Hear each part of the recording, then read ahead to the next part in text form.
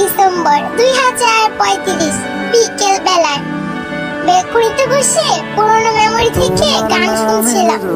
হঠাৎ করে প্লে লিস্টে থাকা একটি গান চলে আসে। এটা সেই গান যেটা আজ থেকে প্রায় 15 বছর আগে আমার অনেক পছন্দ ছিল। এমন আরো অনেক গান ছিল মেমোরিতে। গান শুনতে শুনতে হঠাৎ কি মনে করে আম্মুর কাছ থেকে আমার পুরনো ঘরের চাবিটা নিলাম, যে ঘরে আমার অনেক স্মৃতি আছে।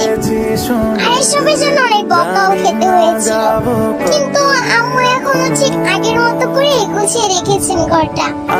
আমার সেই সব জিনিস, ফটো কার্ড, অ্যালবাম, লাইস্টিক এগুলো বেশ আগের মতোই আছে।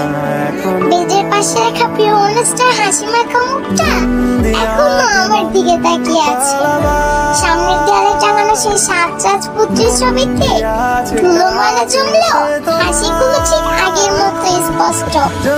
এইসব দেখতে দেখতে হারিয়ে গেলাম সেই আগের দিনে। 15 বছর আগে বলেছিলাম তুমি আমার হবে না কখনো, এমনকি আমি চোখে দেখাটুকুও দেখতে পারবো না কখনো, কিন্তু তবুও তোমায় ভালোবেসে যাবো। আমি আজ সে অবস্থায় দাঁড়িয়ে। আম্মু বলেছিল তোমার জীবনে যদি কখনো কারোর জন্য কোনো শূন্যস্থান থেকে যায়, তাহলে তা অন্য কেউ এসে কখনো পূরণ করতে পারবে না। আসলেই পারেনি। এসব ভাবতে ভাবতে কখন যে চোখ থেকে পানি গড়িয়ে পড়লো তা আমি নিজেও টের পাইনি। এমন সময় আমার পরিবারের সব থেকে ছোট সদস্য এসে বলল, আম্মু কাঁদছো কেন? আর ওরা কারা? তখন আমি উত্তরে বললাম, they are the cause of my euphoria.